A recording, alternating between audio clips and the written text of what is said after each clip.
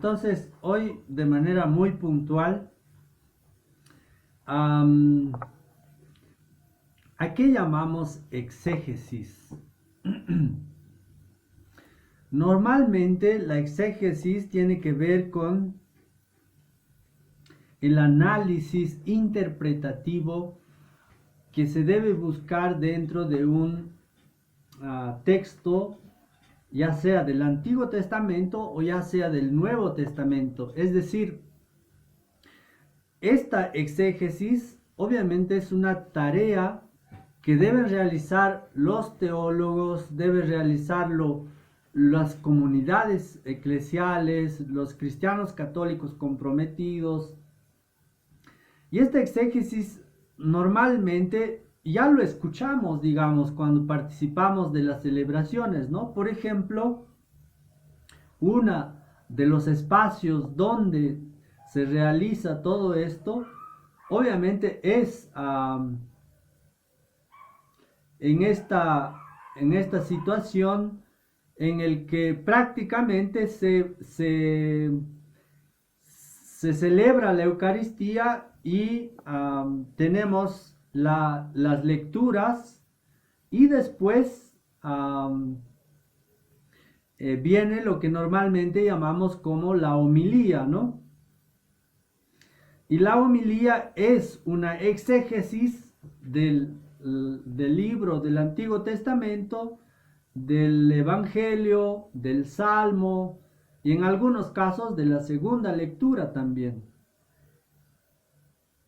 Entonces, el otro espacio donde ya realizamos o hacemos exégesis es en la catequesis, ¿no?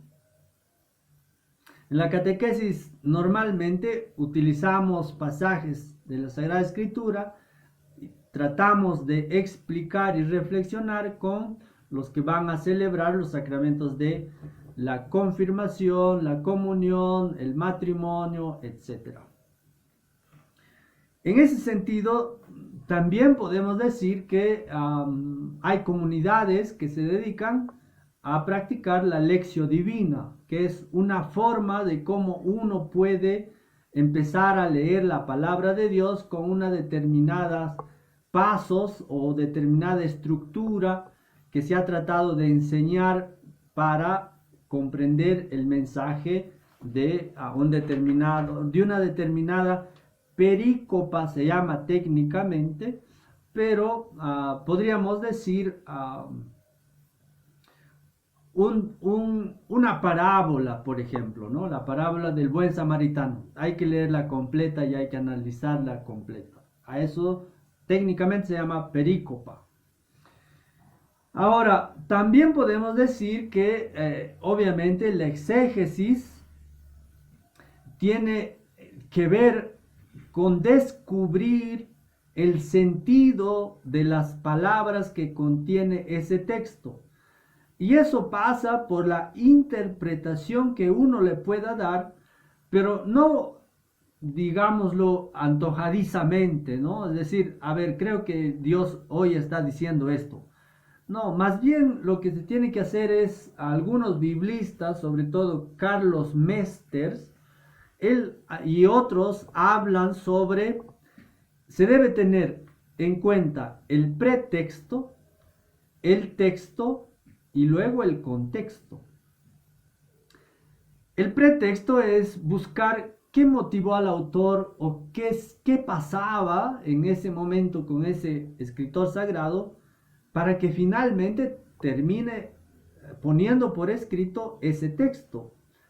Y ese texto no estaba directamente dirigido para la comunidad de Cochabamba, digámoslo. Tenía la intención de animar a una comunidad, probablemente de hacer crecer en su fe, en la santidad, pero lo que podemos entender de que ese texto fue escrito con unas determinadas circunstancias. Y es lo que pasa con el Apocalipsis, que ha sido un libro muchas veces mal comprendido, digámoslo así. Y mal comprendido porque precisamente no es tan claro en lo que se lee allá. Podríamos decir que utiliza varias formas de querer transmitir un mensaje, pero lo hace utilizando algunas frases propias de su época. En ese sentido, el Apocalipsis, por ejemplo, detrás de todo hay el interés del autor de comunicar un mensaje de cómo el emperador perseguía y maltrataba a los cristianos. Pero no lo va a decir abiertamente, ¿no? No lo va a decir, hay muchos cristianos ya que han sido martirizados y nadie dice nada, sino más bien habla sobre algunas figuras, por ejemplo, los 4 jinetes del Apocalipsis, digamos, ¿no? O sea, ya hay una forma figurada de querer transmitir un mensaje. Y para eso necesitas conocer el contexto, la historia. Y en ese sentido, obviamente, hay que acercarse a la Sagrada Escritura. O si quieren todavía, para poder leer un texto hay que tener referencia histórica. Y en ese sentido, la exégesis de un buen biblista o de un buen comentador biblista pasa por hacer ciencia bíblica. Y aquí quisiera dejar claro 2 cosas. Una cosa es ser biblista y otra cosa es ser teólogo, hacer teología bíblica, así de claro. Los que son biblistas son personas que normalmente dominan idiomas antiguos. Hablamos, obviamente, del idioma de los judíos, hablamos del idioma de los griegos y hablamos del latín. Cosa que hoy para nosotros, como vivimos tan lejos de donde surgió estos textos, nosotros tenemos hoy acceso a traducción al castellano, ¿no? Pero si realmente queremos entender propiamente qué es lo que un autor quiso escribir cuando lo puso allá en arameo, o lo puso en hebreo, o lo puso en griego, porque el principio, la Sagrada Escritura estaba en hebreo, griego y arameo. El Nuevo Testamento más en griego. Y después, obviamente, han venido las traducciones al latín y después la traducción a otras lenguas. Y en el Vaticano II, 1958-1965, se empiezan a traducir a lo que hoy llamamos, ¿no?, las lenguas castellana o español y todas las otras que existen. Entonces, para eso se requiere, obviamente, conocer estas lenguas. Normalmente es importante tener conocimientos también, por una parte historia, pero por otra parte ubicación geográfica. Por eso les he mostrado ese mapa. También es importante saber antropología bíblica, arqueología bíblica, lingüística, literatura.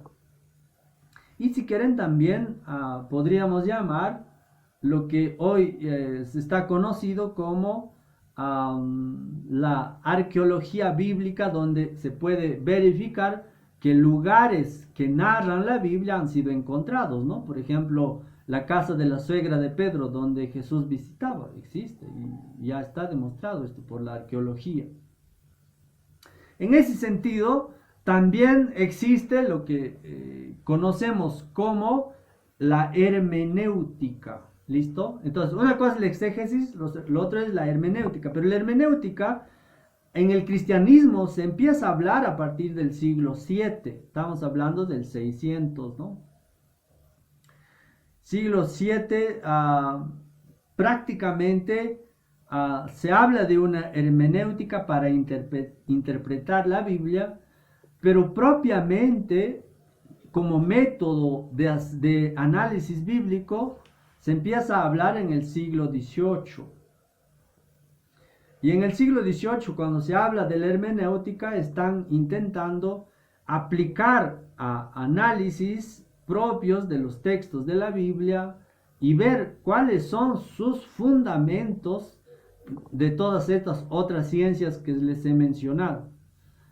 Y prácticamente podríamos concluir diciendo que la exégesis, la hermenéutica, la interpretación para un cristiano católico que quiere, como dice claramente la Dei Verbum, desconocer la Sagrada Escritura es desconocer lo que ha hecho Cristo por nosotros. Entonces hay una invitación explícita y abierta de poder acercarnos a la Sagrada Escritura y conocerlas, a entenderlas y fundamentar cada vez más el crecimiento en la fe y en la salvación.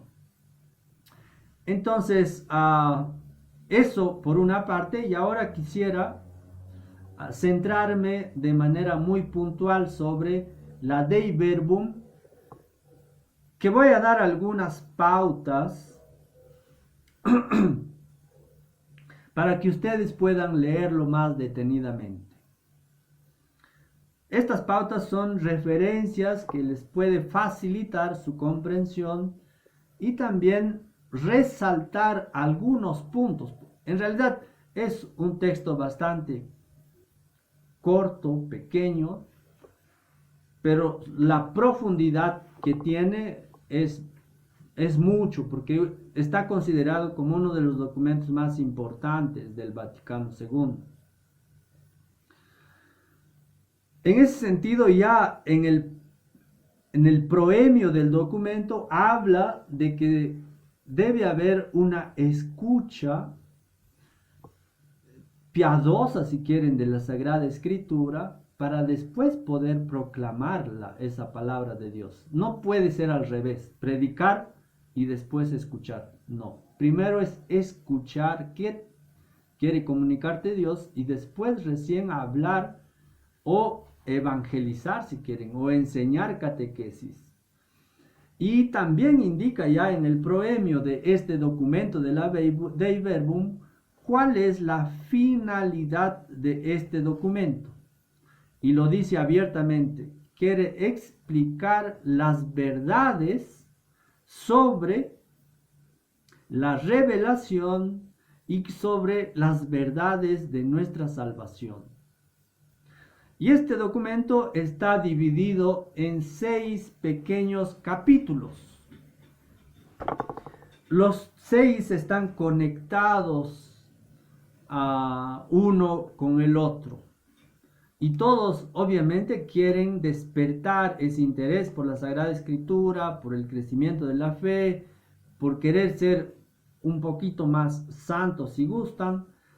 En ese sentido, habla sobre cuál es la naturaleza y el objeto de la revelación. Obviamente que la naturaleza y el objeto de la revelación es la automanifestación misteriosa de la voluntad salvífica realizada por Dios a través de Jesús. Y los hombres participan ya de esa naturaleza divina porque son hijos creados e hijas creadas a imagen y semejanza. Y esto me parece fundamental, porque Dios le habla como a un amigo a través de su palabra. Capítulo número 1.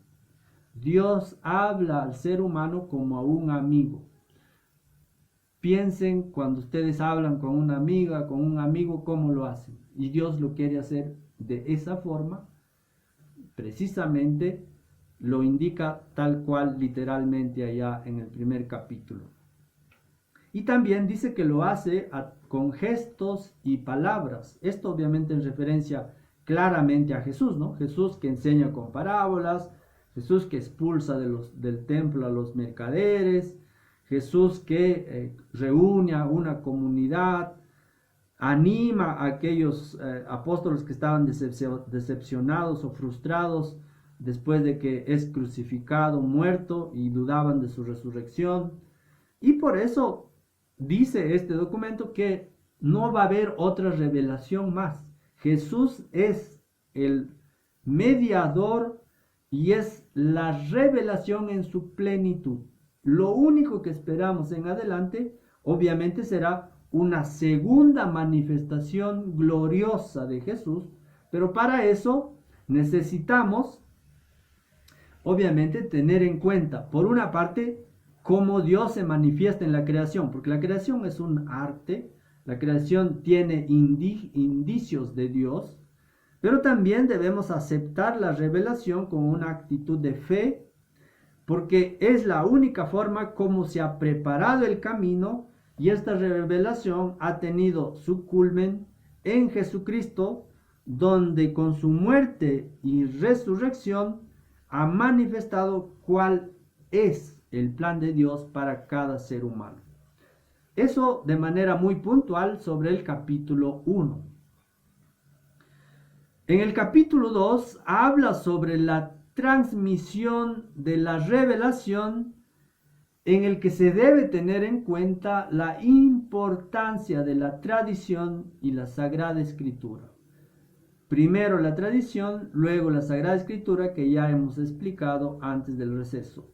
En ese sentido, entendemos que esta sucesión continua que existe entre tradición y Sagrada Escritura está entendida como el depósito de nuestra fe, y lo que hacemos los que en determinados momentos reflexionamos e interpretamos la palabra de Dios, obviamente es porque primero hay que oírlo, después guardarlo y después exponerlo fielmente, como fue al principio su intención de los autores sagrados.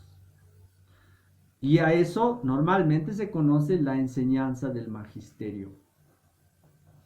Y en el capítulo 3 habla sobre la inspiración, que ya expliqué en la primera parte, donde señala de que cada uno de sus libros están inspirados en sus partes y en su obra total por el Espíritu Santo.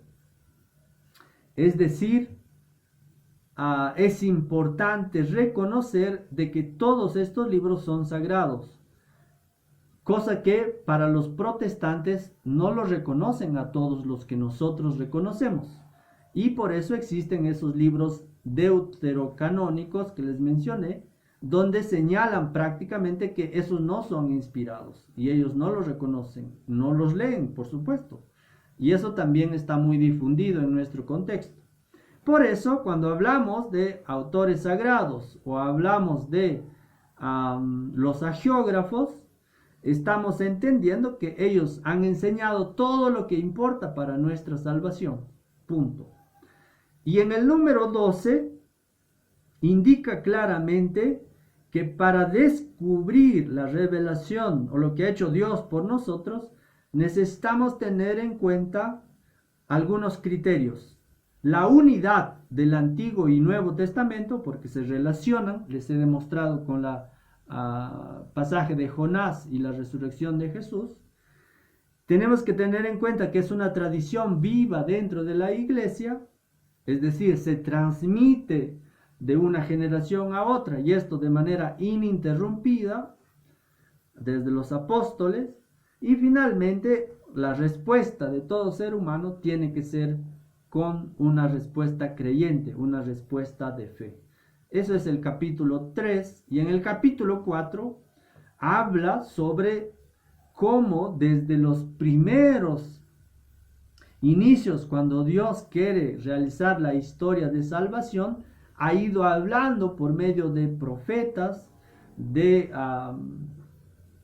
también de algunos acontecimientos, incluso a través de la misma creación, donde se habla de que, atentos con esto, el Antiguo Testamento contienen documentos sublimes que nos permiten comprender mejor el Nuevo Testamento.